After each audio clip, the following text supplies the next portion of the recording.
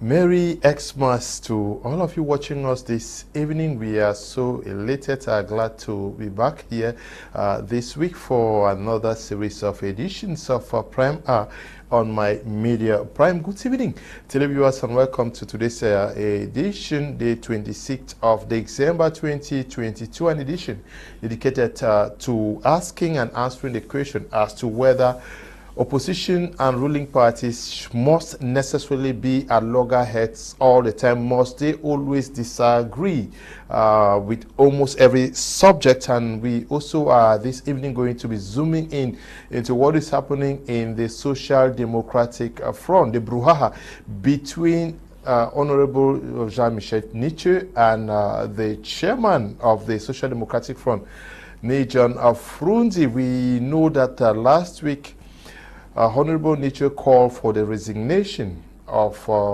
Chairman Nigerian Fru Ndi. So we are going to be looking at what possibly is not going well within the Social Democratic Front with our panelists this evening. Professor Mark Anthony, a Pan-Africanist, is with us this evening. Good evening, Prof. Good evening, Mr. Leo. Good evening to my fellow panelists. Good evening to Cameroonians and Africans as a whole.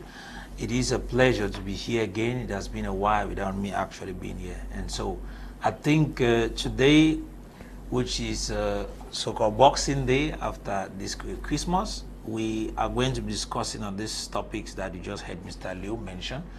And I think we are going to do service to it for the purpose of education, not, it's just going to be us sharing our opinion and educating the people. Okay, we also in the company of Dr. Michael Ndimancho, lecturer and key actor of Cameroon Civil Society. Good evening, welcome. Thank you so much, Mr. Leo. It's a pleasure to be here and to be able to express my views, especially as a civil society activist, to be also be able to share with politicians on what is actually needed to be done. Usually they say civil societies are standing on the fence on the day and then actively taking part in the night. Of course, we accept because we send our own contributions directly where it is needed. We need not make noise. Thank you so much for inviting me, and hello to all Cameroonians. Okay, we also in the company of Senior Barrister Ashu Emmanuel, National President of Cameroon's Reform Party. Good evening, Mr. President. Happy Xmas in arrears and happy Boxing Day to all Cameroonians and all members and sympathizers of Reform Party, and to my esteemed co-panelists. A special one to you, Mr. Leo. Deudonne, representing the Social Democratic Front, is going to be connecting to this program from Yaoundé as we discuss on these two topics. I'll start with you, Professor Mark Anthony. Must we... Okay, Chi, we are told you are connected. Good evening and welcome to Prime R.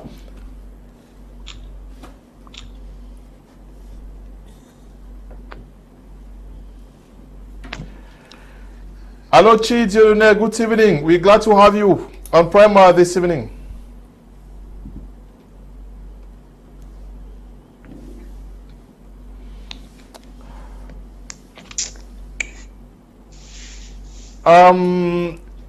Chi, you need to unmute. You are set. You are not getting what I'm saying.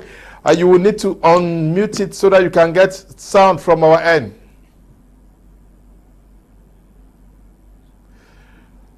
Okay, he's not available. I don't know what has to be done for him to come in. Prof. Mark, let's start with you on this first topic, opposition and the ruling party. Very, very complex relationship in Cameroon and other African nations. Once you are spotted as an opposition member with a member of the ruling CPDM, captions come out, and how, according to you, should this relationship be? Thank you, Mr. Leo. To begin with, I think it's necessary for us to understand what a political party is. A political party per se is, in simple terms, is a group of people who come together under the same goal, and one of their goals is to acquire political power and to execute this political power. And the funny thing about it is that if you look into this issue of politics, you realize political parties emerged around the 19th century in Europe and the US with the formation of parliamentary governments and so whatsoever after the fall of some kingdoms. And the purpose of political parties actually had one target: to acquire political power and to execute this political power. The question we should be asking is it possible for two political parties to have the same ideologies, the same opinions? Yes. Is it possible for two political ideas or more political parties to have the same view of things? Yes, it is possible. And so when we get to look at the situation that we have, especially in Cameroon, where we have parties, political parties being multiplied every day, having almost the same ideology, but fighting against one another, it is proof of the fact that we as a people have not actually understood what it means to create a political party. And I also think that being an opposition party should mean that the main purpose should be to acquire that political power. And if it means 10 political parties can come together under one umbrella for the sake of taking that political power, they should do it. And if you ask me, is there a possibility for the ruling power and the opposition to have the same ideologies? I also want to say at a particular point, yes, but not always. Yes, but the question is whether they should permanently be a loggerhead doctor. Must they fight over almost everything? Once the ruling party says this, just because you don't want to buy or give credit to them, you must oppose. And even if the opposition says something, just because you don't want to give credit to them as the ruling party, you would go against. I think let us be able to understand something about party politics. Mm-hmm. We have three kinds of parties. What we call the authoritarian, we have the Democrats, have the hybrids. And here you are talking about the democratic system of government. Mm-hmm. And the democratic system of government actually is that system where there is supposed to be debate, where the opposition is supposed to give its contribution for the development of a country. I think that the opposition here is supposed to be what we call an eye-opener to argue on government activities. That is the role of the opposition. But then there is somebody who has written a book about la politique du ventre, which has come to actually take center stage in our politics in Africa. You know, this is something that is new to us. The issue of democracy is something that is new to us. But unfortunately, we have embraced it. And even those who introduce it to us do not practice it the way we practice. When you go to London, we have two major parties. We have, the Conservative, and then you have the Labour. You go to the United States, you have the Democrats, and you have the Republican. You go to France, you have the Socialists. So we have come to Africa, and we have so many of those parties. And now, the reason of so many of those parties is that the ruling party plays its own maneuver to be able to impede the people from actually giving in their contribution honestly. And by owning so many parties in Africa, it means that what? It means that the ruling party fragilizes the opposition. It doesn't give the opposition the opportunity to be able to give its contribution as far as argument is concerned. There is what we call the parliamentary system of government, which goes with democracy. And that is why you find that most parties have even gone out of actually the essential. Because in a democratic country where the opposition has to argue with the government, the first place to argue is in the National Assembly, is in Parliament. That is where the opposition in the first place has to give its point of view. But we have misconstrued it. We have gone out of the norm, and people think that the only place where they have to look for is in the presidential palace. And because we are aiming at what we are not, it's like putting the cart before the horse. It comes to that fact that sometimes we don't see anything good in the ruling party. But then there are some people who have actually come out to be able to fragilize the opposition through their works. Because the opposition is supposed to do what? If in the social life, they are supposed to look at the lives of the people and see whether the government is supposed to do what they are doing. If the government has not put in hospitals, it should open the eyes of the government to say there are no hospitals here, there are no hospitals there. There's no water, there's no electricity. But in some country, I want to take an example of Tanzania with Magufuli. What actually he did was that when he came, he looked at these strategic places and actually made sure that he performed best in terms of these social amenities, and the opposition in Tanzania was fragilized. But then we come at a level where in some countries where some opposition do not even have the followings. And what happened is that they always want their voices to be heard. And because they do not have a following and to have their voices heard, they want to condemn everything that the ruling party does. Even when they cry for something, for example, you cry that there is no water in this place, or that this place, there is no, I mean, the government has not done what it's supposed to. Once the government does that, you find another loophole to condemn. But now we ask yourself, why will you condemn it? This thing has been done, but you still condemn. So you find that they become chronic complainants who are actually, they don't see anything good in the ruling party. But of course, they are supposed to play their role, and their role is an eye-opener to the government to argue the views of the government. And as I insisted that in my earlier discourse, that this is supposed to be done in the parliament, whereby you send your representative parliamentarians who know what is happening in your different constituencies, who know what is happening in the grassroots, who are able to argue with the government. We have political parties who are just out, who are fluting. I would say those who do not even have a base, but who think that at everything, because they want to be heard, they have to argue with the ruling party. They have to argue every government action that is taken, not for the purpose of building a country, for the purpose of actually keeping its voice or their voices to be heard all over the country. This way, we will say that this is not a logical, this is not an objective way of actually arguing the government. You know that with the government, we say the government says what it says, and then the ruling party is supposed to argue what the government says in terms of what is right and what is wrong. It is a scanner. The opposition is scanner. You put it in a scanner and you strike. You don't strike when you see that there's balance. Okay. Senior Barrister, you are a president of a political party, an opposition political party. What is the relationship you have with the ruling party, and should we always understand that you should be at loggerhead permanently with the ruling party? Well, thank you very much. When it comes to relationship with the ruling party, I don't have anything with them. Reform Party has no relationship at all with the CPDM. They are a political party, we are a political way. We keep reminding them that they should come back to the law, because we want legality. So we don't want to deal with people who they take an exception to respecting the law. Now, let me start by saying something on what my co-panelist said earlier. The authorization of more than 300 parties in Cameroon was copied from Israel.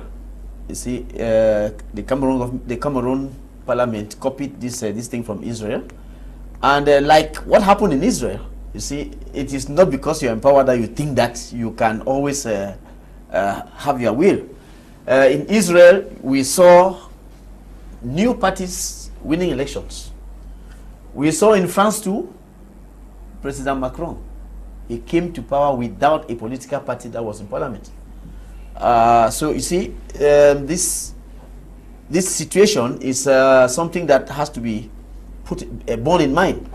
And then we have this situation where, well, people think that political discourse or political analysis should be limited to parliament or to the government house. I don't think so. It is not only what the party in power does that should catch the eye of opposition parties. Let me give you an example. At one time here, we got the CRM that got up and was actually going illegal. They said they were going to organize marches to bring down the president. And I remember having gone to the air to call them to order. You can't do this type of thing. You are bound to respect the law. Respect the constitution, because you are authorized as a political party to respect the constitution and abide by the laws of the land. And you see, they had to toe the line. If Reform Party didn't do that, I mean, we would have had this bad example of a political party standing up to violate the law. So you see, so the opposition parties' role is not limited to criticizing government action. You are a Republican Party. They have to auto-regulate themselves. Thank you. We have to make sure that whatever thing is happening in the country respects the law. See, it is within the norms prescribed by the Constitution and on the laws. So you see, it is a normal thing for a political party to criticize the actions of the party in power. But your topic, you see, I remember that on this same platform, when we were analyzing the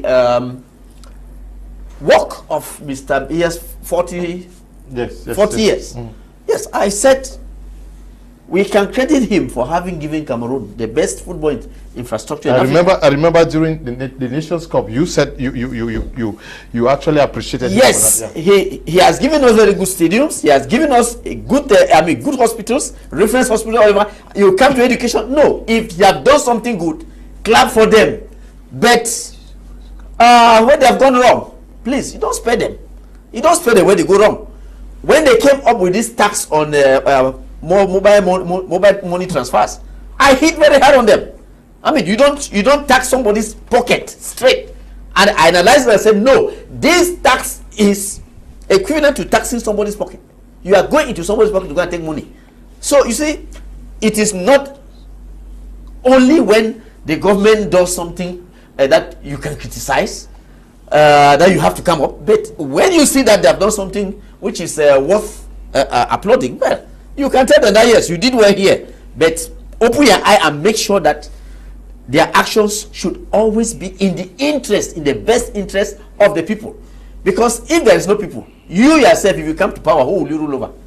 You have nobody to govern. So the paramount consideration is the interest of the party, of the people.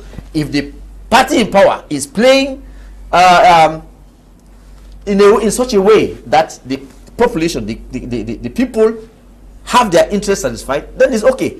But if the government in power flouts the interests of the people, then the opposition parties have to stand up and say this is wrong. Then we have this issue of laws. We have laws that are not good. It is the duty of the opposition party to point out those laws and regulations and practices that need to be reformed, and to make the proposal say reform this one by putting this type of thing. You see, so that is, in my opinion, what an opposition party is supposed to do. We are not supposed to treat the party in power as an enemy, because on one other day I was here with my colleague of the CPDM. He was supposed to be here because I know many persons who write that, okay, why is there no CPDM on the panel? They were invited and he was supposed to be here, but for a problem, that's why it's not. So he was here and I made it clear, saying, now look, the fact that we belong to different political parties does not make us enemies. I mean, we have differences in ideas and ideology, but as people, we are Cameroonians. Okay, we are Cameroonians. Chi Deudonne, we understand that you are there connected. You and the party Social Democratic Front has been heavily bashed so many times for chopping with the government. How do we make Cameroonians to understand that this is politics and you all are working for the good of the nation and not necessarily enemies?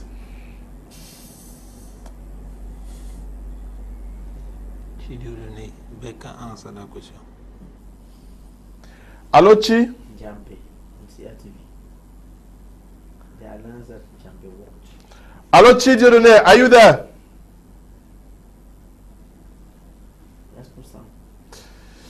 We have issues. You need to unmute. You need to unmute your phone or computer if you're using one to be able to get us. If he is muted, they cannot even hear you. Yeah, that one. He has to unmute it. We are having problems. Severally, we have seen persons stigmatized because they were seen an member of an opposition with the CPDM. Should we not join them in sad or good moments? The fact that we belong to different political parties, we should not even come together. Mr. Leo, I'll take a different trajectory in discussing on this issue, because I am one of those persons who have, in fact, I've always been playing in saying that what we call democracy is not what we actually need in Africa for our development. What we call opposition parties and whatsoever we call, they are not supposed to be for us to emerge in Africa. Europe never became what it is because it had opposition parties. Opposition parties only came when the country was already well established. There are different nations were well established.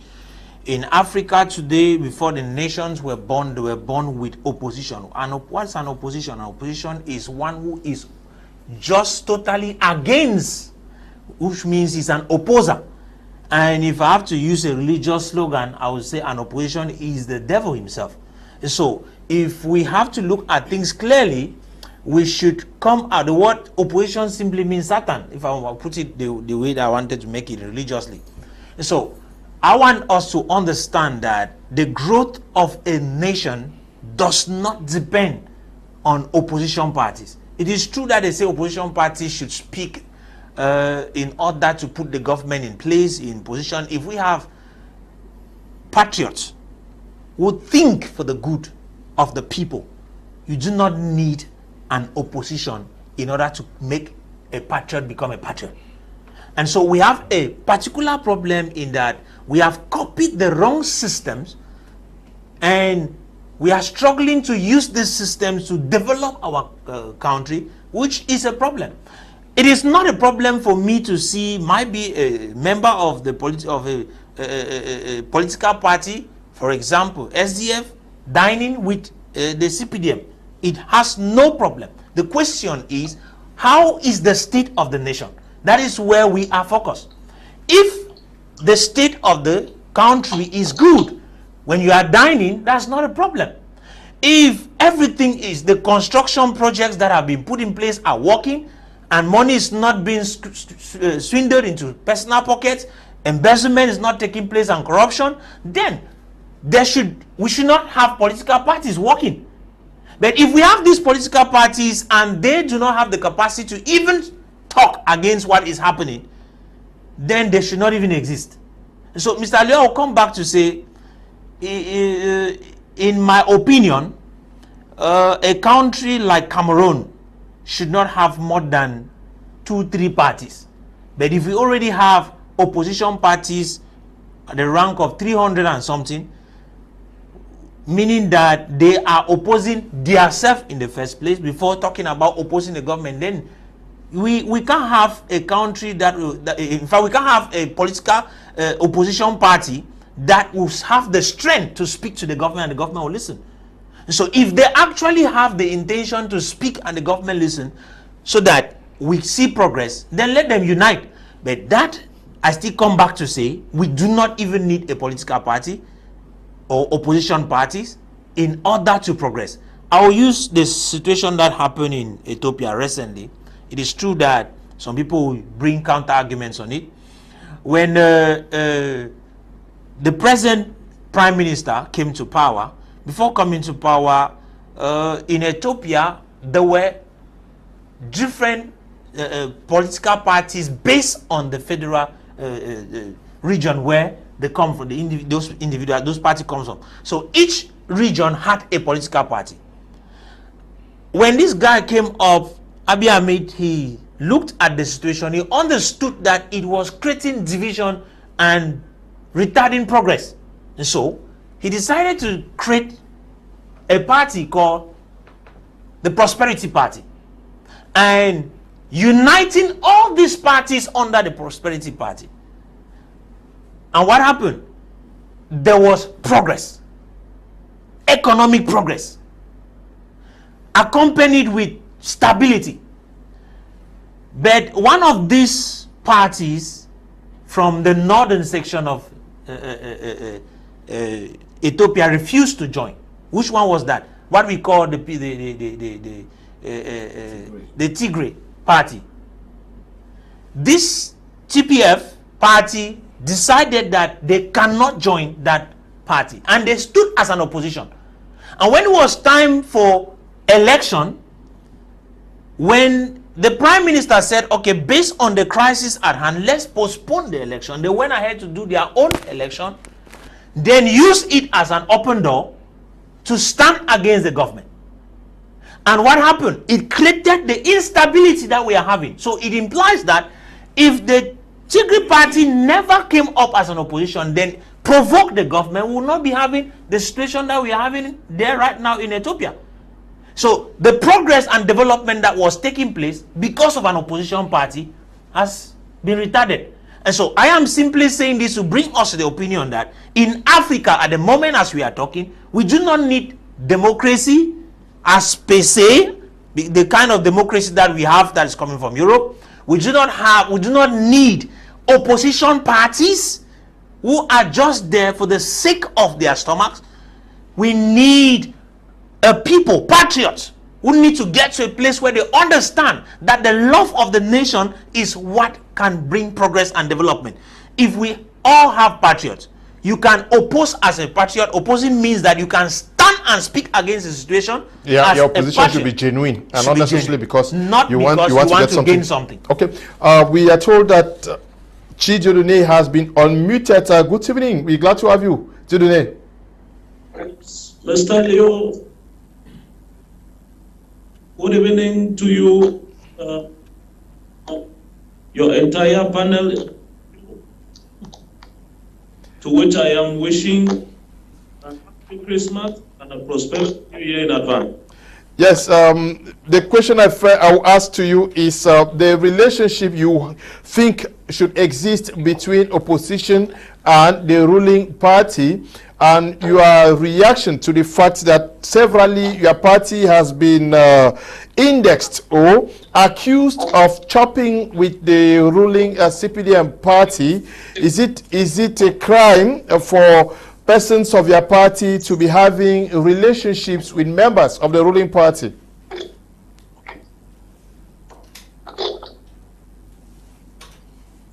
Mr. Leo, can you get me? Yes, just go on. We are listening. Can you get me? Yes, go on. You. Thank you. I have not been able to get your panelists very quickly, so I will dwell on topic just as it is. Political parties, opposition, always agree with the party in. I think it's okay.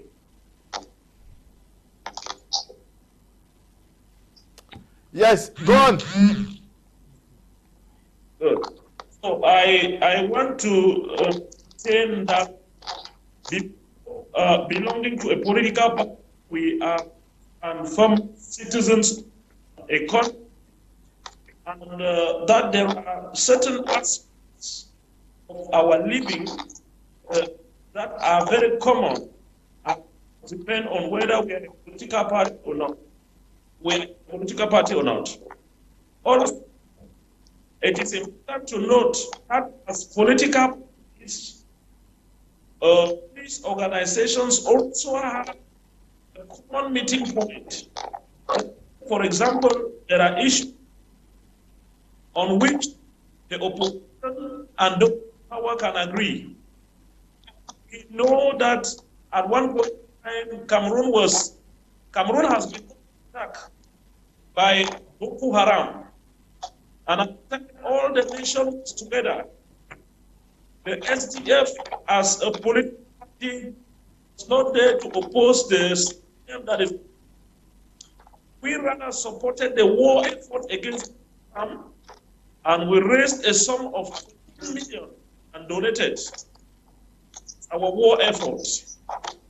And besides that, we get other material contributions to support that war effort.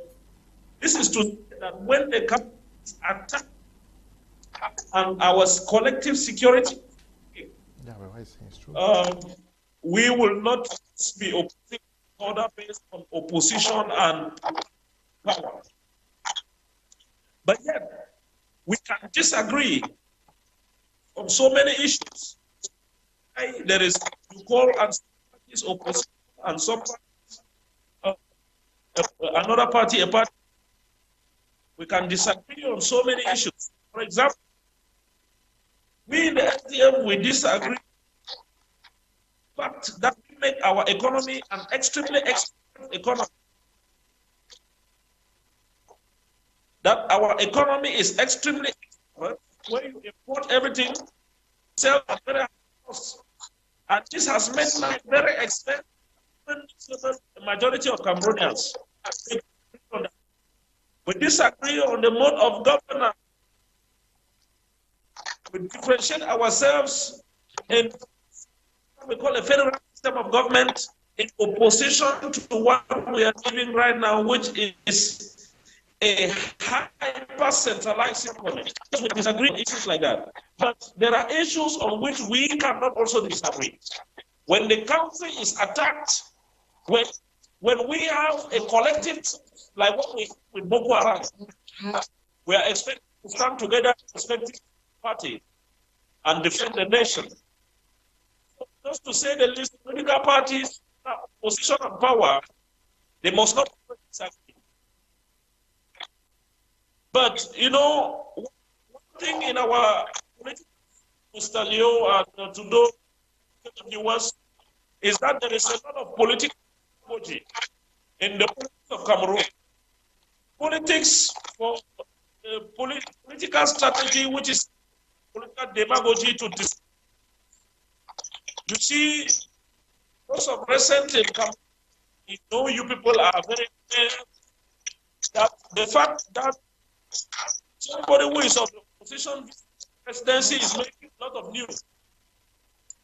And the people of that party, they have gone out to put out communiques, points in that communique, very, very contradictory.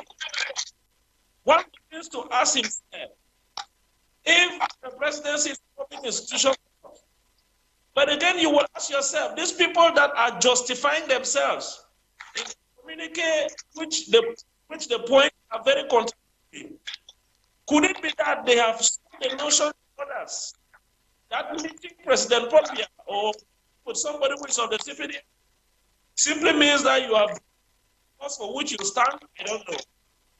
For quite some time, Cameroon hearing people of this party chanting the "We will not betray you, not betray you."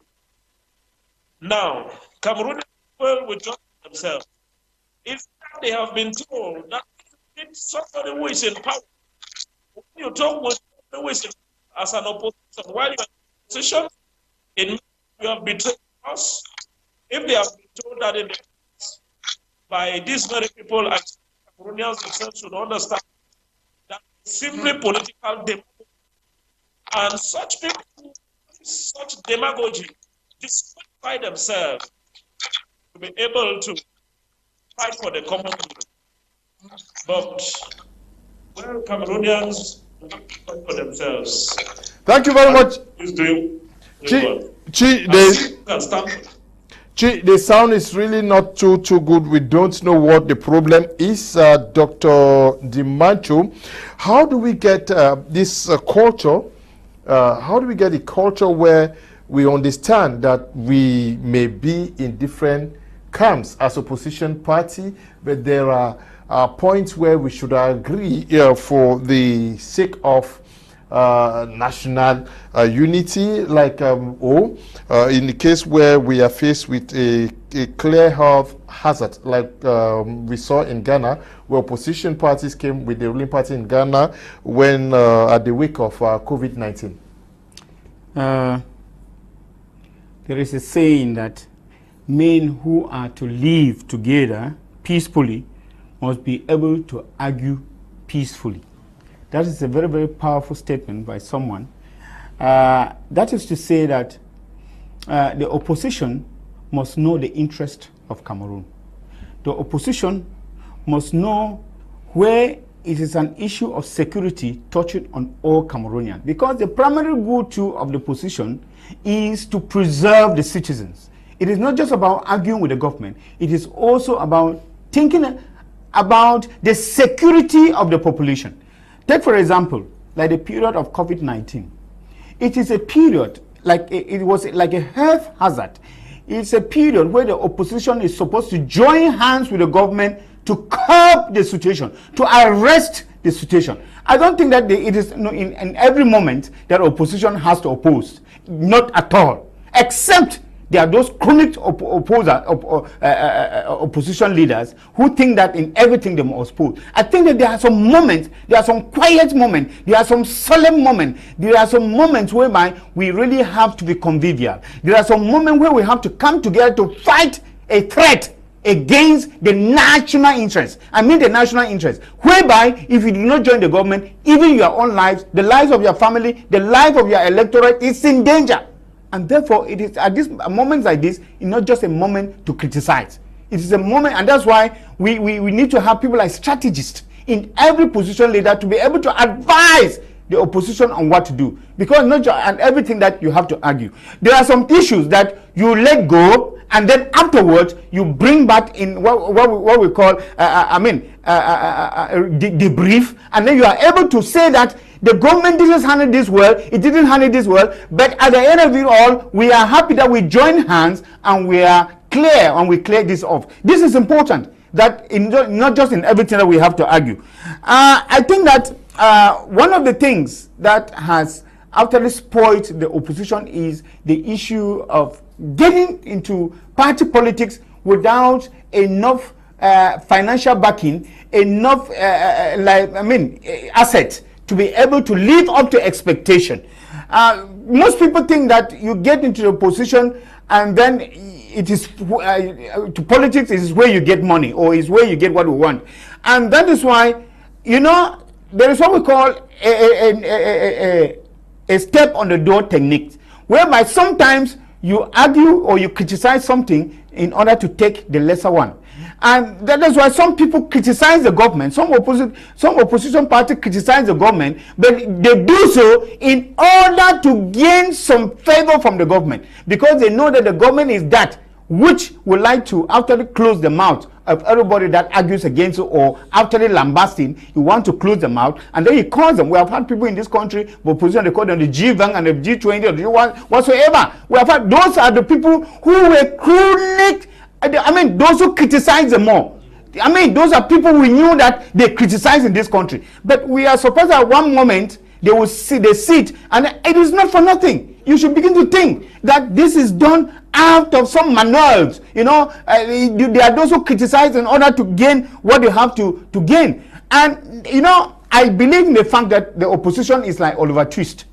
Yes. Yes, always asking. They are always asking for more, and it's a strategy too. That I support. That in one moment when the government gives, you want to ask for more. In that way, it is not as if you are too, derogatory. It is like you are actually wanting the government to do more. You are wanting the government to do more. We have had opposition, some opposition in Cameroon who have, crossed carpet and even gone to the ruling party. It is a good sign that you see that the government is doing well, and you decide to join the government in its action to save the lives of the population, to bring roads, hospitals, schools, and all of those. It is a good sign that we're. So I think playing Oliver Twist too is good, that you keep on asking for what you need. And as I said, the opposition needs to be sure of its funding, because if it is not sure of its funding, you will also have this. Do you know in a country like France, you have a particular amount of money that you need to get as funding from organization to your party? If you get more, you will go in for. And that is why, a person like Sarkozy, it is in trouble today because of the funding he had from Gaddafi. You are supposed to have a limit, a ceiling to what you ask from organization as funding to your party, especially during the election. And that's why we think that politics is not for poor people. Politics is for people who can stand on their words. There are opposition parties who say one thing today, and before it is daybreak tomorrow morning, they are already saying a different thing. because the night has been very, very juicy. Yes, the night has been juicy. You know, I mean, they change so drastically, and then you begin to ask yourself, is this particular person who was speaking yesterday? That is how the politics is played here in Africa. It means that what? Somebody played a kind of politics with an intention, and the intention was that he needed somebody to amputate him. And two, we have politics in Africa, in Cameroon, whereby you think political parties do not have a free hand, I mean, to exercise their political, exercise. So, you know, they are in Cameroon here, we have had political parties whose leaders were even changed by the government. We have leaders in Cameroon. UPC is one of them. Even when Nintcheu was manipulated. I mean, that of Kawala was a CPP or whatever. You know, that is one of the reasons why you find that the opposition too needs to be backing. And I have a problem with opposition in Cameroon because most of them cooperate with the ruling government than with the other opposition party. And that is what is bothering me. Because in moments like this, when the government tampers with the rights of the political party, all of them are supposed to rally behind that political party and cry foul. But unfortunately, what we see is that most of these opposition parties rather rally behind government to support the government arm against some of these opposition parties. And this is what is not going well for the opposition in Cameroon. Yes, we have been looking at the opposition not always wanting to endorse what the government is doing. What about the ruling party? Must they always, at all times, deny what they openly deny what the opposition is proposing? Severally, we've seen this whole phenomenon of party discipline. Because it is not coming from us, we do not endorse. Yeah, thank you, Mr. Leo. You see, some very dangerous things were said here, so I cannot. I can't be indifferent. Somebody said here that opposition parties should be likened to Satan. That is a clear invitation to the population not to adhere to opposition political parties. This is very wrong. Opposition parties are not Satan. Opposition parties are an alternative. They are an alternative to the ruling party, and that is the reason why the law governing political parties provides that for you to create a political party that should be authorized, you have to come up with a plan of action that clearly spells out what you intend to do to better the lives of Cameroonians. So please, a political party, an opposition political party is not Satan. It is not there to make people suffer. It is an alternative to the party that is in government. Look at it all over Africa. How many times have opposition parties served as an alternative? In Senegal, we saw Macky Sall take over from Diouf.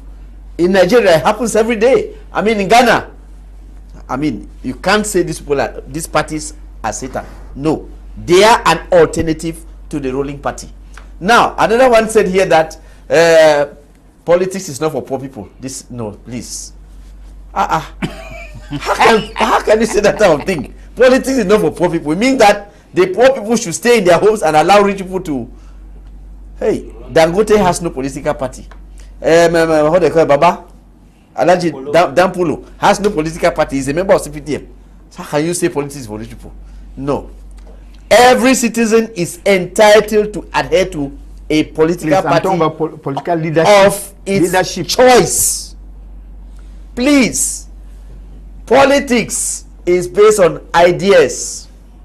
CPDM is in power for 40 years, but they don't have a solution to solve corruption. They have no solution for unemployment. Reform Party has no solutions. So we keep telling people, look, stop supporting CPDM. That has no solution to your problem. Come to Reform Party. We have the solution to end unemployment by creating jobs from our own means. We have the solution to end economic crisis by putting in place a market economy to replace this thing that is controlled by the government. You see, so you can't say opposition parties should be likened to the devil. Okay, then we come now to your question. The party in power, there is also this issue of belly politics. My good friend here was advocating that people should go in for belly politics. Wonderful. This is terrible. You were advocating, sir. You are opposite. You were advocating that people should go in for belly politics. That is a nice thing. No, sir. Nobody should sell his rights. These are the kind of maneuver that the opposition are having. They say this, they say the other thing. They say this, they say the other thing. Allow me oh answer, my God! No, don't say what I didn't say. You say it was a nice thing. And go take money from the other Senior side. Bar state, you have me not confirming that you people are going for belly politics. Say it straightforwardly. Say straightforwardly that you people are doing belly politics. The day you see me taking money from somebody, you tell how me. do they ever see it? In the night when you made, am I there? Last night was that day when you were meeting with the you want me to say it? Sorry, go ahead. Don't tell me that. No, don't hide anything. Yeah, I don't hide. Go ahead. If it is the I don't want belly posh. No. When you people are meeting me and eat, I don't want to be there. Yes, I don't want to be in your political issues. I am saying that we should not promote belly politics. It's bad because people go in and sell their rights. Oh, we are not. They sell their rights. They know what is right, but they accept what is wrong because they want money. It's wrong. We should stand by what we know is correct. Nobody should ever go take money because you want to feed their stomach to the detriment of the people's interests. All these people who call themselves members of presidential majority, we know what they do. We know that they go there to take money so that anytime there's an issue, they only just clap and give the impression that everybody accepts what is being proposed, whereas they know that it is the contrary. So please, we don't accept belly politics. But my question is the CPDM, the ruling party, must they also condemn almost everything that comes from you people as proposal? Okay, you know that the CPDM is a party of denial. They should excuse me, but I have to say the truth. When they go to the parliament and the opposition comes up with very good proposals, they never accept. And then they do everything to prevent the opposition from even participating in the debates. Look at it. I will take the example of the finance law. The finance law is brought to parliament, and each time you see the opposition members complaining that they received that law the very day it was being debated. They are given a copy of it the day it is being debated in parliament. When will they have time to peruse it and look for arguments to come and defend the thing in parliament? You see that the party in power does not want the opposition people to have adequate time to even study what is being presented. So for them, they behave as if the parliament is still that their rubber stamp parliament, where you bring anything only stamped and then sent as it is presented. That's the reason why you can even see most of their voting there is by show of hand, and the president says adopted. So I mean, you cannot permit that type of system to continue in a country that calls itself democratic.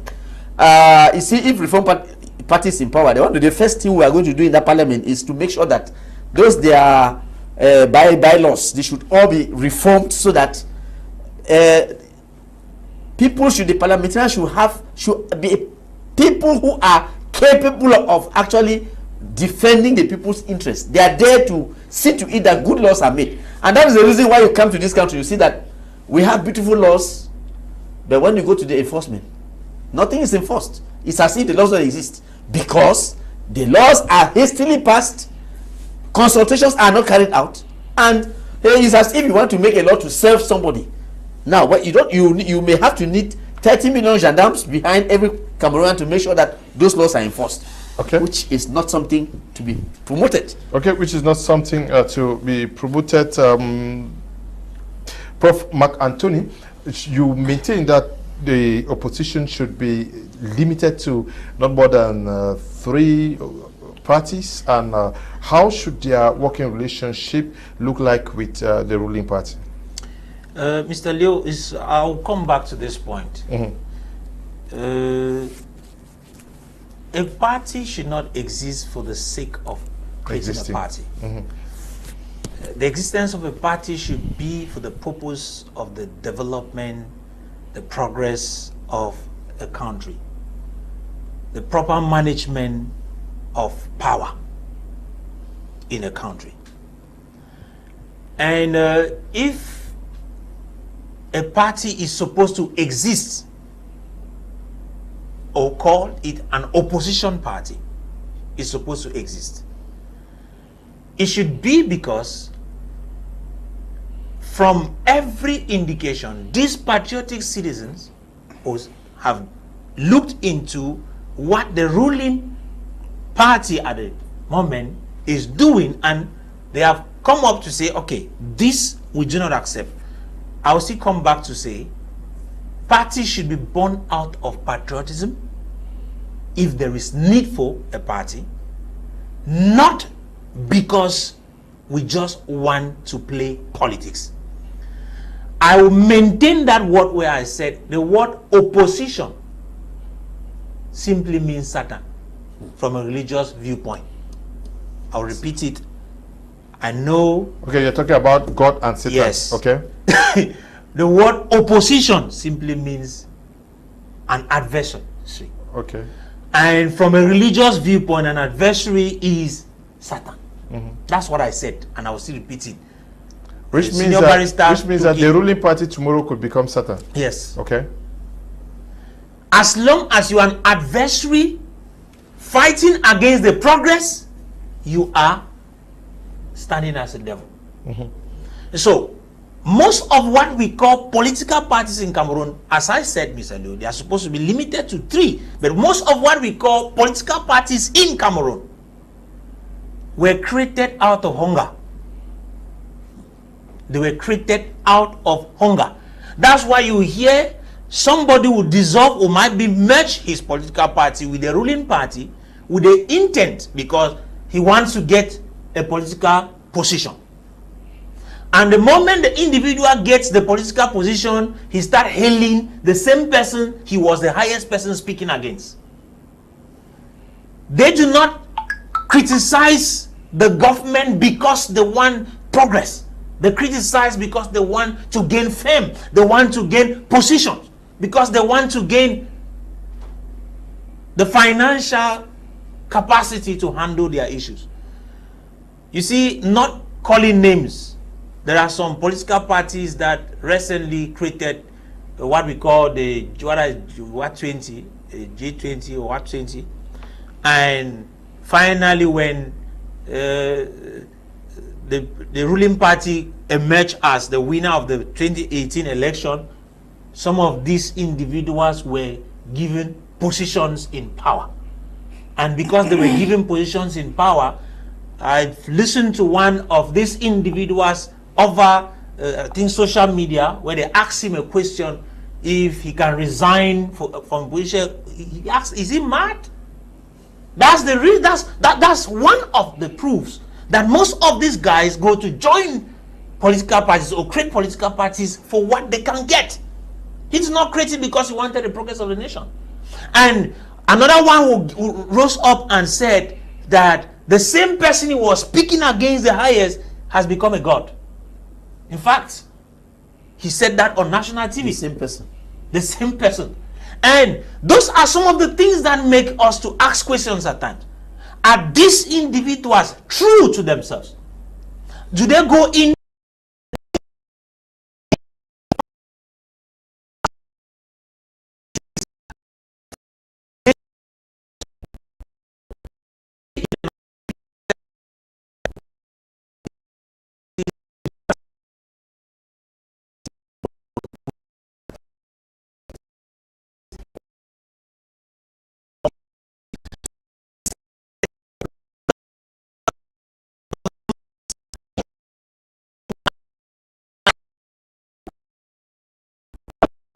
I'll say this, Mr. Leo. If we have 300 parties to stand against a ruling party, and then each of these 300 parties divides the about 4 million persons who are supposed to vote, at the end of the day, who still stands winning? The ruling party remains in power because they are the only party that actually do have representatives in the whole nation. The rest of these 300 remain in subdivisions, some in regions, some in some few regions.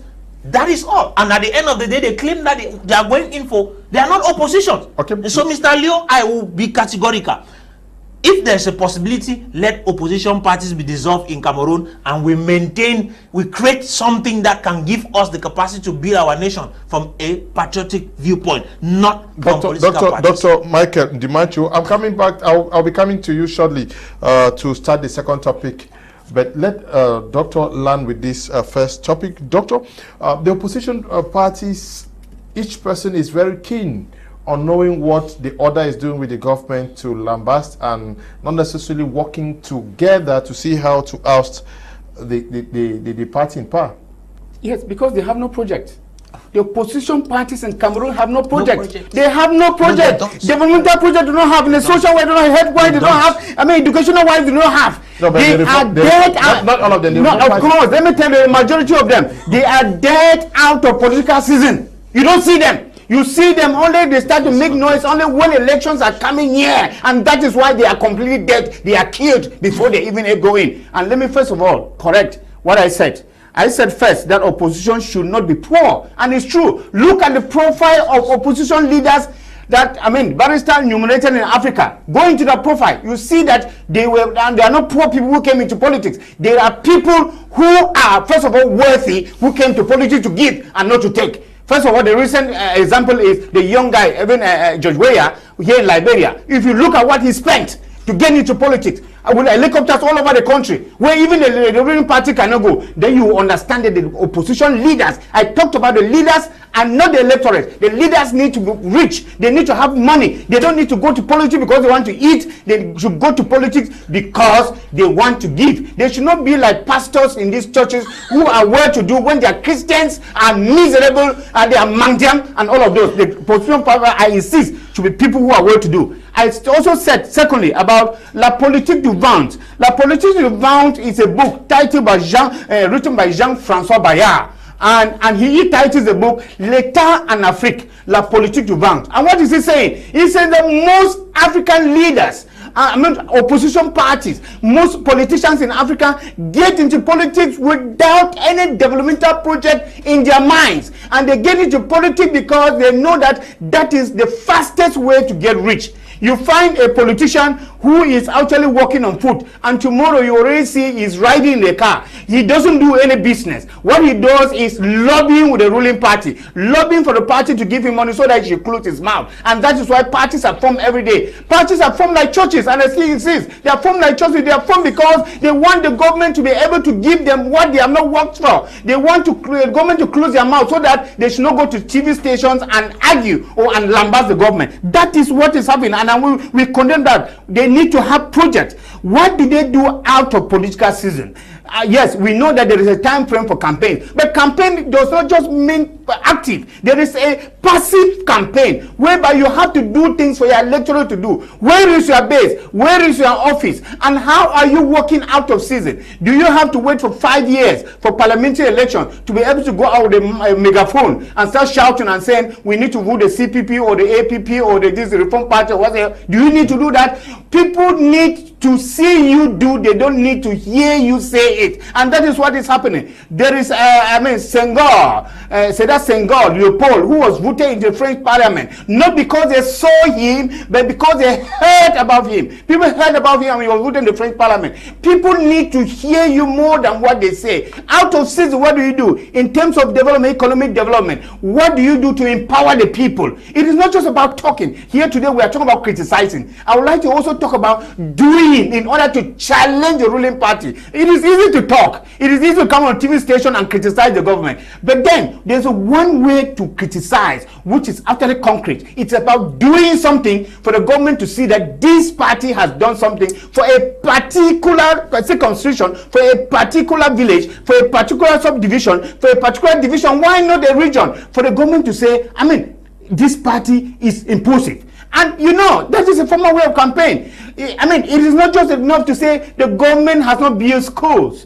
Which party? I mean, we saw the SDF do that. And I mean, I give a pat on the back at Omispo. They refurbished a school, a primary school. Although they put the pens of their party on the school. Of course, that is something they have done. And we need to cover, even though the school is not built by them. But they put that pen, and it is something that, I mean, people talked about it. The media spoke about it. And that is a plus to them. When you come tomorrow, you want to give your own the shows, and you want to give your own thing there. What will you say? You will say that through 5 years or 7 years, you criticize the government, or that you say, Pobia, you are tired, you should go back to his village. That is not what the people want to hear. What the people want to hear is that you did this concretely, you did this, you incarnated your words with what you had to do in the community.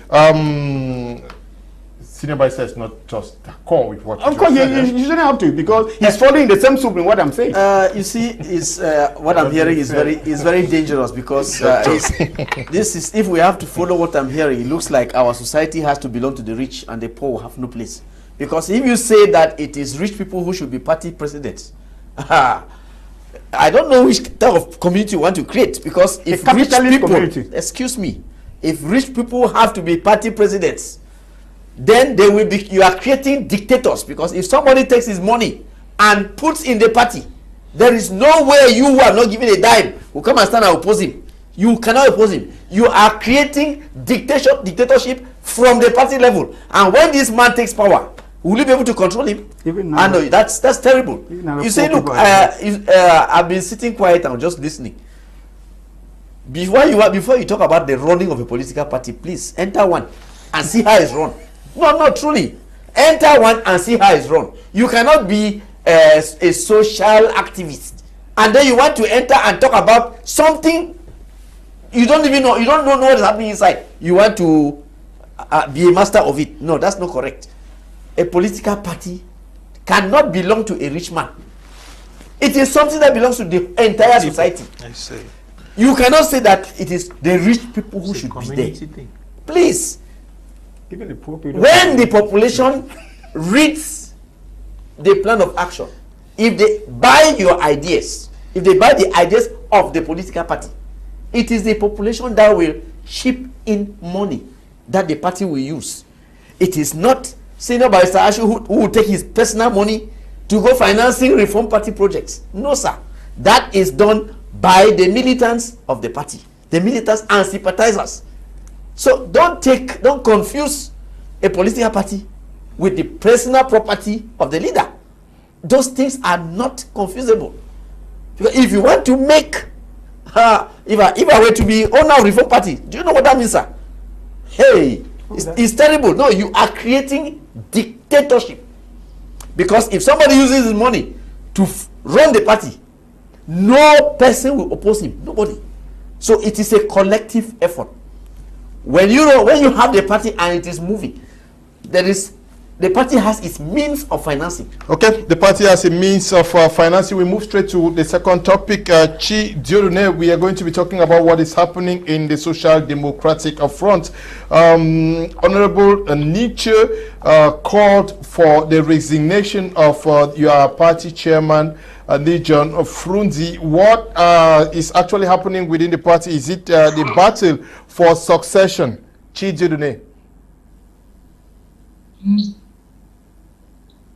Well, good evening once more. Before anything, there are, in fact, I must restitute as far as Honorable Nintcheu is concerned. First of all, what you are saying that he signed asking for the national chairman to resign, that tract that you are talking about was not signed by the regional chairman of the littoral region. Because as it stands now, after the NEC meeting of the 10th of December 2022, all the 10 regions of Cameroon have been put by the National Executive Committee under coordinations. So as a point of correction to take note, Honorable Nintcheu is a militant for now of the SDF, but he is not the regional chairman of the littoral. From that standpoint, address him as the regional chairman. I said Honorable Nintcheu. Yeah. Just go on. Pardon? I said Honorable Nintcheu. I did not address him as the regional president, like you're insinuating. Yeah. Go on. I made that correction because where he signed a tract asking for the national chairman of the SDF to resign. But that tract, he signed it as regional chairman of the littoral, and I'm sure it is that tract that you are referring to. It is not an official communication of the party structure of the SDF, because as it is now, there is no regional executive committee for any region in Cameroon. it was very important that it be precise because he was acting in total illegality and total illegitimacy to use the casket of regional chairman. He, just like every other regional chairman, is no longer a regional chairman of the littoral region of the SDF, just like the others. That is why I had to bring that precision. Okay. Now, good. So, the question, yes, the question I'm asking is, are we witnessing a battle for the succession at the helm of the SDF?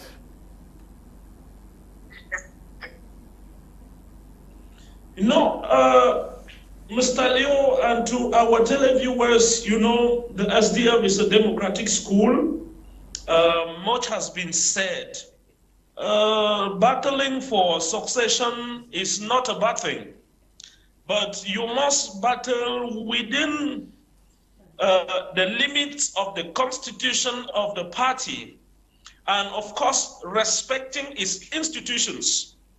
The national chairman, of course, who I have to talk about him now because he is under a seeming kind of attack. The national chairman of the social party is not an individual. He is an institution. And anybody who wishes to one day become national chairman must protect the institution that is the SDF, and the national chairman is an incarnation of that institution. And giving the impression that you are fighting the national chairman, you are trying to fight the institution. But to come back to your question, the original question of today, to say whether it's working in favor of the SDF, I would say that any attempt by an individual to fight the institution, thinking that you are fighting the national chairman, that attempt can only work against that individual. I mean, that attempt will end up destroying that individual, and it will work for the good of the party.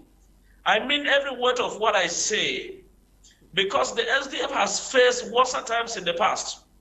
It is important for me to precise here that the impression should not be given to Cameroonians that debate is being blocked in the SDF. The SDF has an institutional framework that permits for debates and auto-criticism. We have set a precedence, and I want to celebrate the national chairman, Fru Ndi, for being that first political party that can come up and say that, dear Cameroonian people, we are sorry. We have an introspection. We have forums of auto-criticism that we can criticize ourselves without abnegation and in total humility, to see that we meet up with the promise that we have made to Cameroonians and that we are determined to work to. And that is what we of the younger generation in the SDF should focus on. Assuming our mistakes, apologizing for them when it be, and working to correct them and bring in improvements. But to go and begin to talk on social media, talk on other media platforms, saying unfounded things, contesting institutional decisions in total illegality and illegitimacy, well, some people see it as fighting against the party, but I see it as fighting against oneself. Those that are doing that are fighting against themselves, and they would destroy themselves. And the SDF is going to come out stronger. I want to put these few facts for Cameroonians, since we are talking about Honorable Nintcheu. They have been contesting the fact that the 10 regions of Cameroon have been put under coordinations. But I want to call the particular case of this Honorable Nintcheu, who is a former regional chairman of the littoral region. His mandate expired long ago. All these muscles that he's showing today, he should have shown it in using the constitution as provided for, in using constitutional provisions to renew party structures in the littoral. But no, he never wanted to renew party structures. That is, he wanted to maintain himself far away from the base and not giving the militants of the SDF to be able to choose who will be the regional chairman. He refused to do that. When that we should renew party structures, they made him chairman of a commission to renew party structures. He refused to go and renew party structures. Now he is saying that section 18.8 should not be applied because according to him all is well, and renewal of party structures is progressing at a very high speed. The very renewal that he opposed today, he wants to use it to oppose political relations, which the National Executive Committee, in exercise of its constitutional prerogative, has seen that there is need to put the 10 regions under NEC coordinations. I have not come here to explain to you why, because it is not for the public. But we as a party think that we should put the 10 regions under coordinations, and these coordinations are meant to offer opportunities for young people who have been blocked for so long by regional executives whose mandates have expired, who unfortunately today are showing some seemingly kind of political muscle. Of course, is a kind of flimsy claim, who is making people feel that they can do better than what they have been doing, whereas their mandates have expired. Now the National Executive Committee, and of course I want to salute the National Chairman because he had given a political orientation as an institution, as the incarnation of the SDF, that we need to open up for young people. We need to make sure that young people come in and appropriate of the SDF. And we're going back to the base to renew party structures from the base. It is a bottom-top approach, which is also in line with our federal model of governance. Are we not into what many term a fight between Honorable Nintcheu and Honorable Joshua OC? Because accordingly, Honorable Nintcheu used, I think, Article 8.2 within the littoral region to exclude or sanction Honorable Joshua OC. Well, you know, Mr. Leo, I think it's a good question, and I will tell you, and Cameroonians should be taking note for themselves. We have a situation here where somebody is demonstrating his incapacity. The SDF is bigger than Honorable Nintcheu. The SDF is bigger than Honorable OC. The SDF, it is a spirit, it is something that is bigger than individuals, you know. But you see an individual who is demonstrating to the world his incapacity to be able to govern an institution, a great political school like the SDF. First of all, he gave an aid to Honorable Joshua under very irregular conditions. He went ahead himself to enforce the aid to when the NEC had not yet pronounced itself on that, in violation of the party's constitution, because the party's constitution is clear. The Act 2 sanction is a very, very, very critical sanction. And it follows a well-laid down procedure from the base right up to the National Executive Committee. That procedure, Honorable Nintcheu did not want to follow. Because some way, somehow, he has personal issues.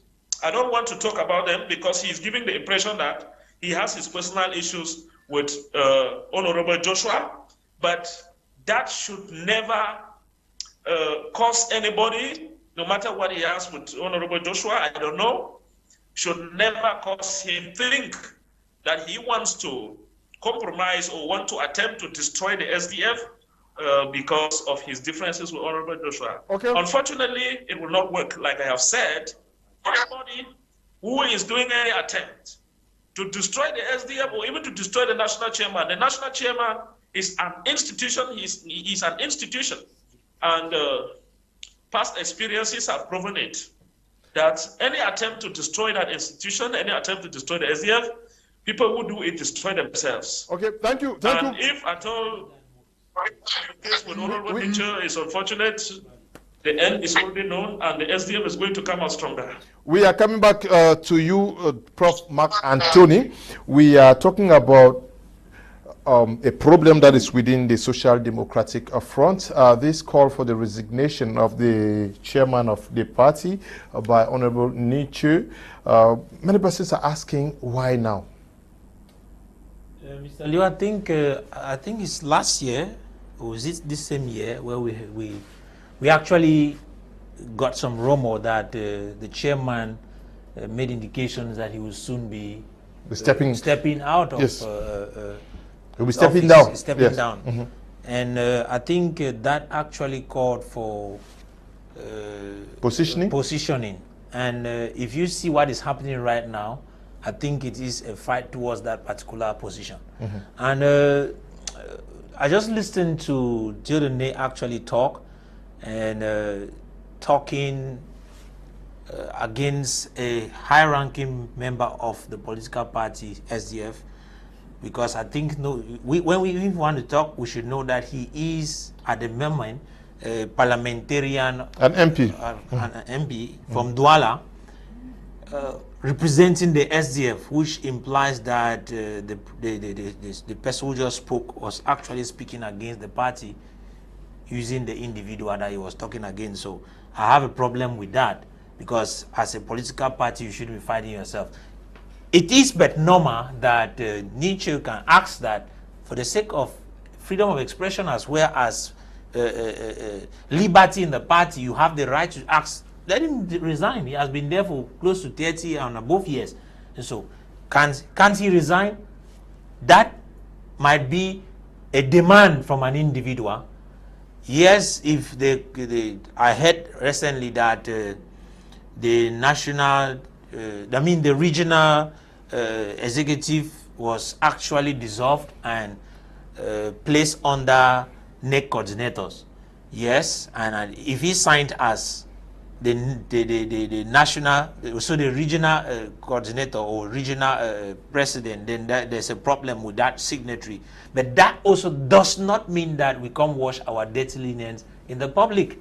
Those are some of the limitations we have with political parties in Africa, particularly in Cameroon, where we fight against ourselves and we think we want to take over power. Yeah, but I'm not sure that is news, because during the election of the House Speaker, the opposition actually met and said this was the action that they were going to take. Honorable Nintcheu stood up that he was going to stand, and he was not voted for. So it's not a secret that they are not working together. Yeah. So those are some of the problems, Mr. Liu. At times when we fight against ourselves, we expect to come rule a nation. That becomes our greatest limitation. But why now? Mr. Liu, like I mentioned earlier, based on the announcement that we had, I don't know, I remember, I think it's this year, early this year, that the chairman actually announced or made a head rumor like that he said that during the next convention he was not going to stand for. That already was an indication he's going to step down. So at this moment when you see it, just know it is because somebody wants to position himself up there. Now, when you look at that's what I think. Doctor, is this a way to say that Nintcheu is telling the world that I want to take over? Yes. Politics is such a game, Mr. Liu. I will start from knowing what the SDF has always been before we talk about the actors who actually have made the SDF what it is today. You know, in the 1990s, the SDF was that party that defied all odds to grab the opportunity to, to bring that democratic change, to enforce it, as we saw in the 1990s with that wind of change. And that was the force of many people together. If today people think that it is your business, if you get out of the party will still remain strong, it is a lie. Because there is power, there is force, there is unity when people are together. You know, and that was seen in the 1997 parliamentary elections, when the SDF had about 43 seats in the National Assembly. Now, coming down to 2002, you saw what happened when some members absconded, formed their own party, they call it Alliance for Democratic, I don't know. And you found that since that 2002, the SDF has been dwindling. The SDF has been dwindling and dwindling very, very progressively.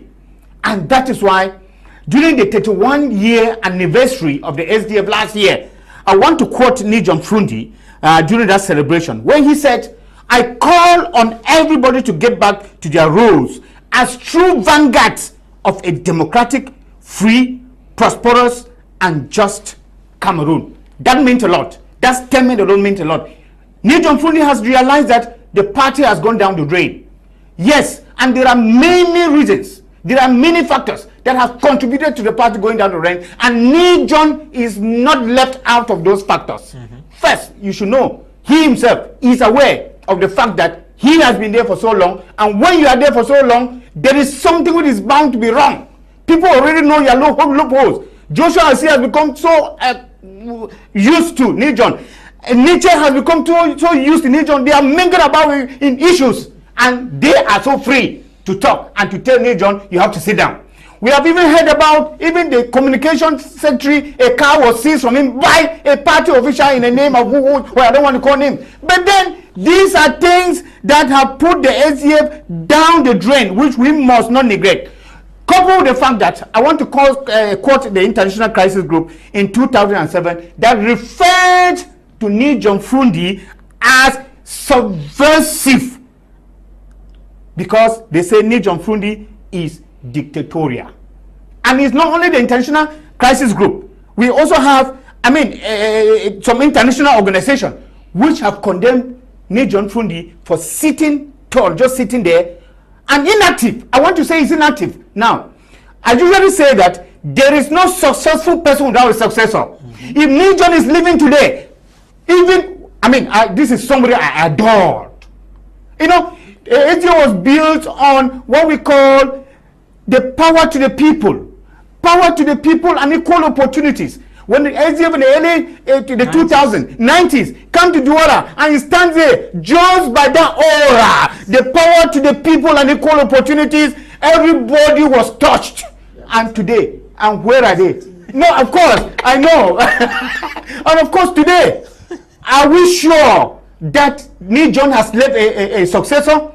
There is one thing that makes one to hate a leader that he has once loved so much. And the thing is, when you rule a party and people admire you and you leave the party in shambles. Let me assure you that the Nintcheu today is leaving the party in shambles, and he's losing that kind of glory that he had, that kind of favor. And I usually say that go down the stage when the applause is still high.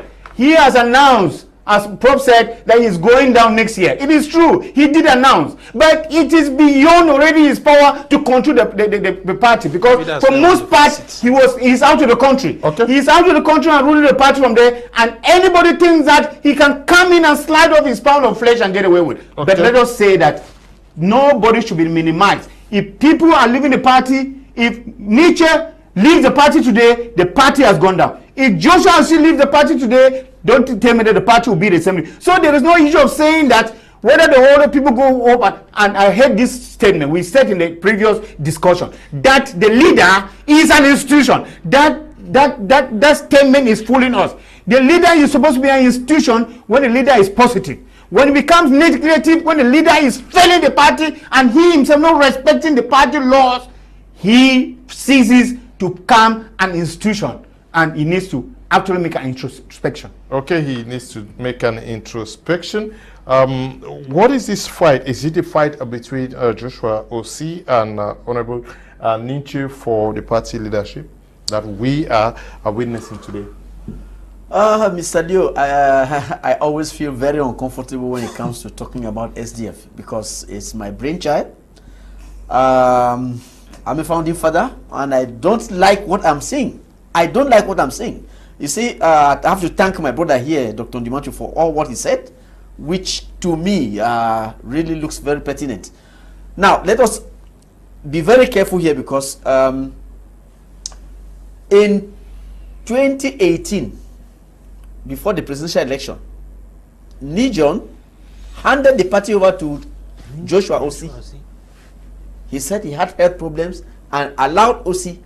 Now, we have to be very careful, because many militants in the party, in SDF, are saying that Mr. Osi is working too close to SDF, to CPDM. Okay, I want us to set the record straight. You say he handed the party to Osi, or Osi was elected flag bearer. No, he handed the running of the party to Osi because of health problems. I think I can remember that. No, I was at that. I was at the convention. Osi had to. It was not easy for him to win that position of this. Nintcheu was re-elected. I was there, chairman.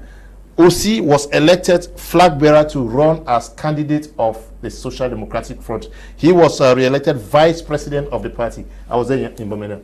Okay. Yeah. Who has been running the party since then? Osi. Because after that, the chairman went to America for health problems, and it was Osi who has been running the party. I am saying that militants are against, many of the militants are against Mr. Osi, whom they accuse of working too close to CPDM. They say he's a very close friend to the president's son. They say he is the one who overhauls the presidential jet and several other things. So Mr. Osi and Mr. Nintcheu, Mr. Nintcheu thinks that Mr. Osi is the chairman's right hand.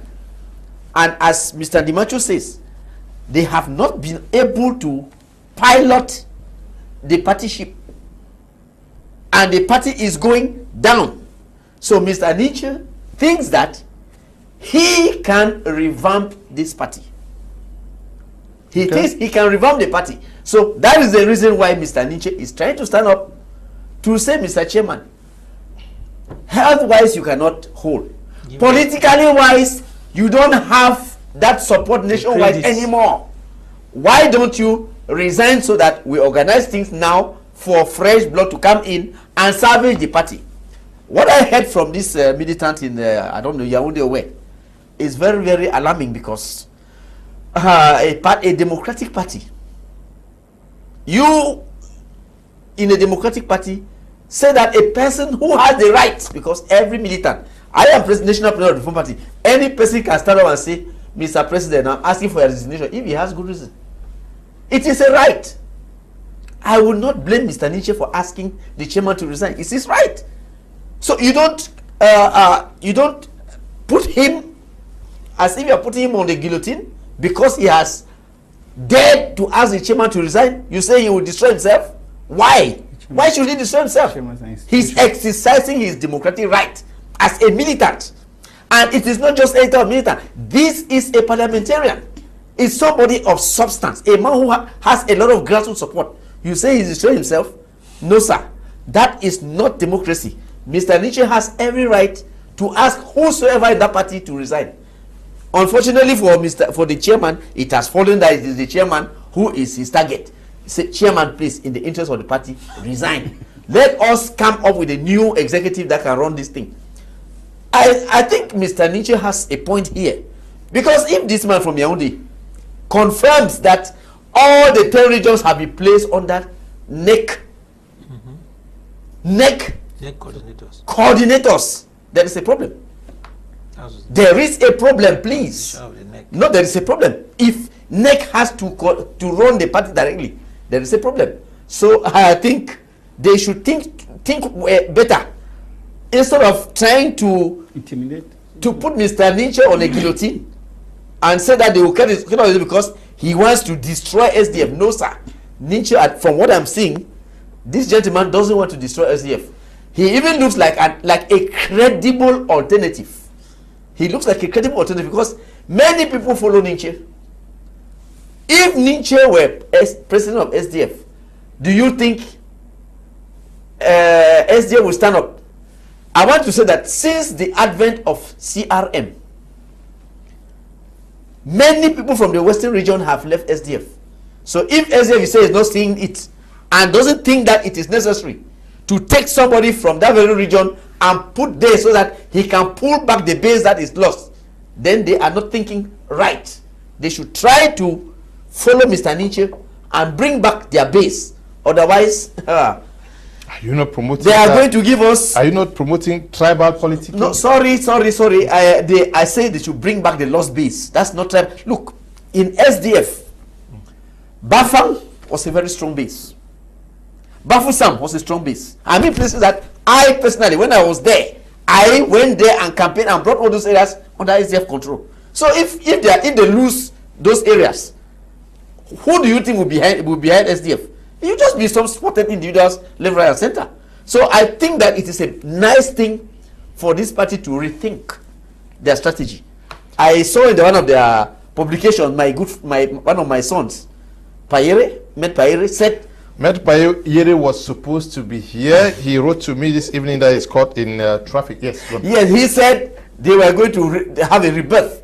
And I thought that this rebirth was going to come. But when I listened to this type of things, no. This is not democracy.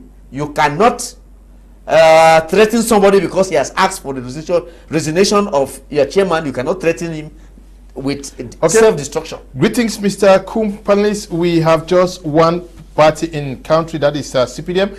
Honorable OC and Nintcheu are blaming are playing games for their personal interest. Chairman Fru Ndi has tried. The SDF party belongs to history. This is a journalist who is writing from Tico. Good evening to you.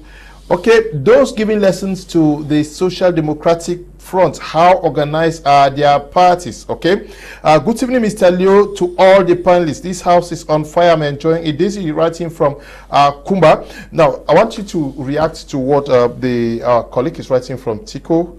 His name is Ngong Ivo. We call him the chief of Middle Moya out there in Fako Division. Yes, Honorable Nintcheu, Honorable OC, who is actually fighting for the survival of the Social Democratic Front? Mr. Leo, from every indication, I want to do a basic analysis because I think that when Fru Ndi came up and actually made mention of the fact that he's going to be stepping down, it was because he thought already that he had lost the capacity to run the party. And secondly, if he refused to run for the 2018 presidential election, it's because he also saw that he did not have that capacity to handle it. That you said you were in the convention the day he was elected. I am sure that he was not the only, OC was not the only person that stood up to be. I think it was fire. Okay. It was fire in so Bomenda. Being a contender at that particular convention, those who elected OC thought he was going to carry up with the fire that the chairman used to have. But based on some political reasons, they had lost that fire. And I want to think that if there is somebody who consistently has shown Cameroonians that he has the capacity to carry that party, it has also been Nintcheu. I am not saying that he is the choice of all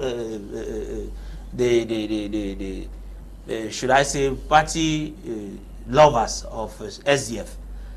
Nintcheu, from my point of view, has been one individual who consistently has lifted up his voice to speak in situations that he's supposed to speak. He's somebody who has proven enough that he has the fire that our founding fathers used to have, that Deudonne himself as a man used to have. If you remember, for those of us who used to see him in Bamenda campaigning in the 1992s, you know that that was somebody with fire in his bones. Just his words could make you to run out of your kitchen or from your bed and rush to his political campaign. I have seen that rather in Nintcheu than in the other person whom won for the presidential election in 2018 as a candidate, who won as a candidate. If you look at it, you realize that in 2018, the elections came and spoke clearly that the person who actually was nominated by the people to be the flag bearer of the party did not have the capacity. It did not, because from being the second party, it came out, I think, fourth. That was a limitation in itself, and that was proof enough that there's a problem. And I also want to think that the chairman, as an individual, taking the decision to might be, should I use the word, dissolve national I don't know if it's the chairman or it's the neck, because the neck is a body, it's not just an individual, it's a board. I don't know if this decision by the neck to dissolve the regional executive was for the purpose of revamping the party, or was it to limit the power of some individuals in their various regions. If that be the case, then it's a dictatorship. But if the intent was to revamp the party, then we should give them the chance to prove it to us on the field. It is not in our place to judge internal issues, because like senior barrister said, we should not stand from outside and condemn issues that are inside the house, because we do not know exactly what is happening inside. So we are just observers and we are giving our opinions. Yes, just to note that Deudonne, who is a militant, was participating from the nation's capital, Yaoundé. Seemingly he has connection issues. Metro Pairi was also supposed to be here. Somebody's asking, from my finding, is SDF a national party or an Anglophone party? But there, someone is responding that, is that a question? He's asking you, who says it's either an Anglophone or national party, that is Nintcheu an MP from yes, is he an Anglophone, and where is he MP? He's an MP in Douala and is from the West region. Okay. This one says, good evening, my name is Deudonne. I'm writing from Kumba. SDF can't progress well and people will not support it that much. SDF is working closely with the CPDM for their personal gains. Mr. Nintcheu is the only SDF parliamentarian who is working well and has the support of the people. Okay, good evening to all of you. Those of you talking about Honorable Nintcheu out there, we, the militants, we already know that he's working to merge the party with the CRM, and we will never accept that. Okay, good evening. Mr. Kumpanis, Cameroon has just one party in the country. Honorable OC and Nintcheu are not serious. They all want to know what they are looking for. Okay. Okay, it is time Senior Barrister wears the cap of his political party instead of criticizing another political party. That is exactly what we have as a problem in Cameroon. The SDF, the CPDM and the MRC are doing their best, but let every political party tell Cameroonians what they can do, okay? Good evening, Mr. Liu. I'm not a politician, but I have noticed that OC is not serious with the SDF. He has made several political errors. Nkwan Jacob is writing from Kumbo. Good evening to you. Now, this battle, can we say that it is going to hurt the SDF very badly? That is a battle for positioning where we have two big wigs in the littoral region wanting to take over, while the militants may have to lose out, because it's you said, oh, I don't know what I said, that if Nintcheu were to leave, the SDF is going to yes, and then if OC was also, yeah. I mean, I think I said this, and you know, the steam that the SDF had in the 90s started dwindling in 2002, yes, when some of those members started absconding.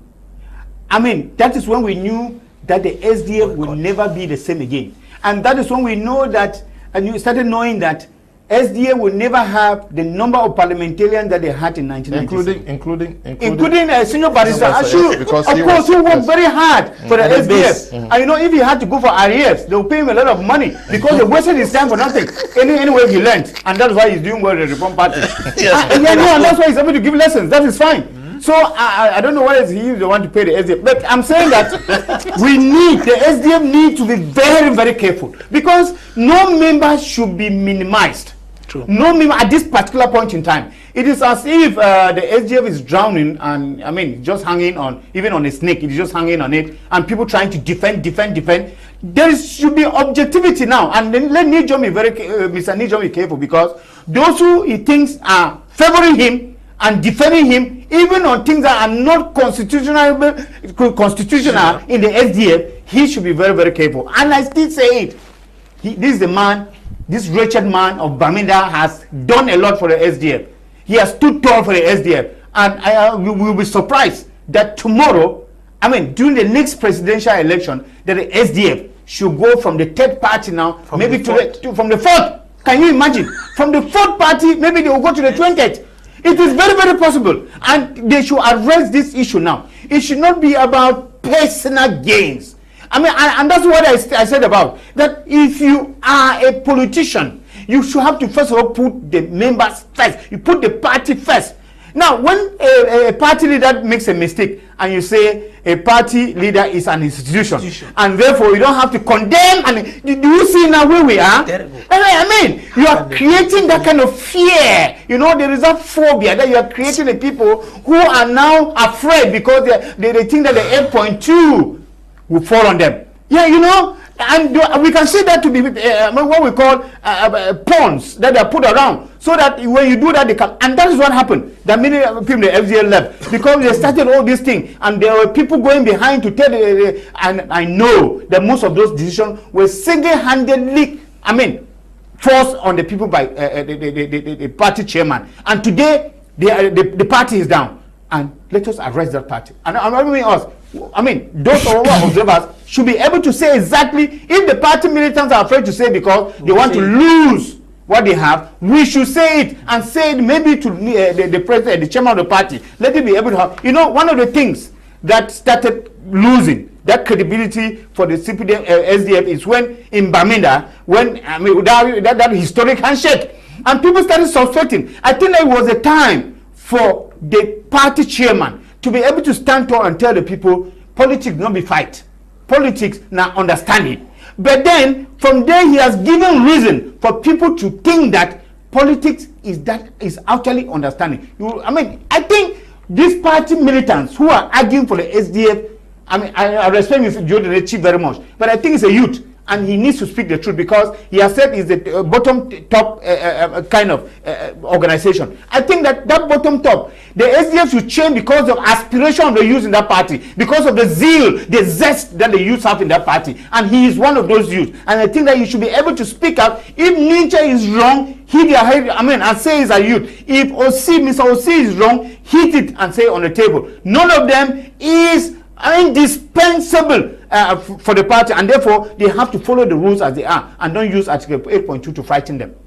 Okay, as you said that anytime you speak about the SDF, it pains you because you're one of the founding fathers. I drafted the constitution they are using. Okay. It's my work. Okay. You see, and when that young man who was talking about me concentrating on my party, he doesn't know that I'm a founding father. And I mean, there is nobody who can remove that from me. I'm a founding father of SDF. I drafted the constitution they are using.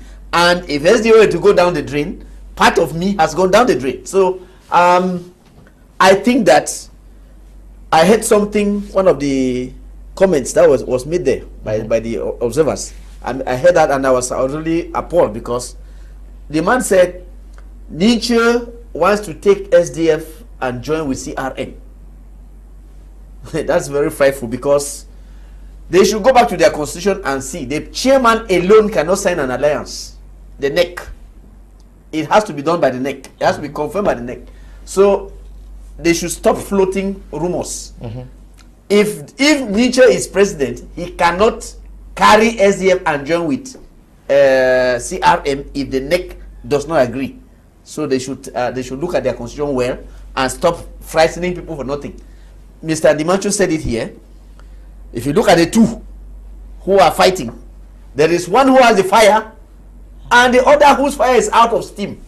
So I think they know what to do, because as national president of Reform Party, I will happily pick up the spoils.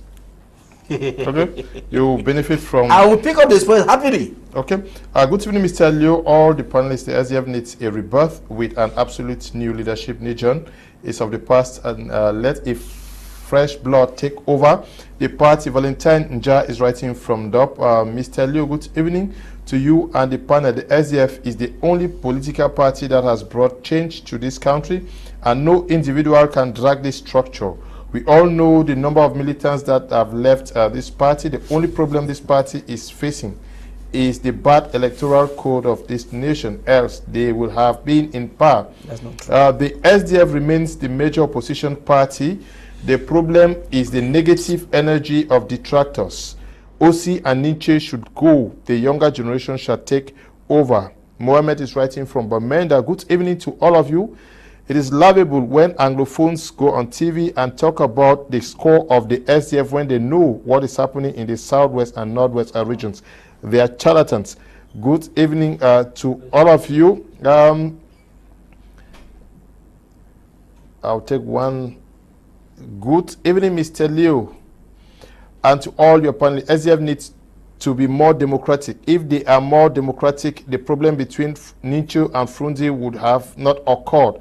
Alfred Tamufor is writing from Boya. Good evening to you, Alfred Tamufor. This one reads, greetings, Mr. Leo and the panelist. Chairman Fru Ndi is not an institution, as Mr. Chi said. The institution is the office he holds, not the person who occupies it.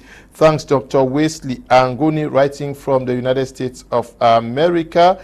Glad to read from you. We are out of time. We have to end here. Thank you for coming, Prof. Mark. Thank you, Mr. Leo, and thank you, Cameroonians, for watching and actually learning.